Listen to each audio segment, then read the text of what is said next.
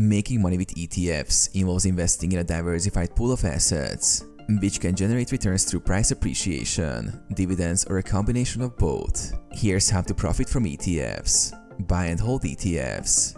Invest in diversified ETFs that track major stock indices like the S&P 500, NASDAQ, or sectors like tech, healthcare, or energy.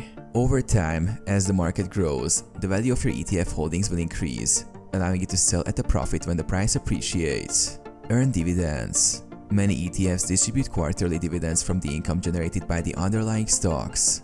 Dividend-focused ETFs pay regular dividends, which can be reinvested or used as passive income.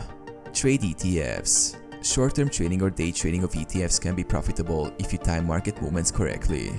Look for volatile ETFs or niche sectors that are experiencing growth and capitalize on short-term price changes. Invest in thematic or sector-specific ETFs. Focus on emerging industries such as green energy, tech innovation, or biotech.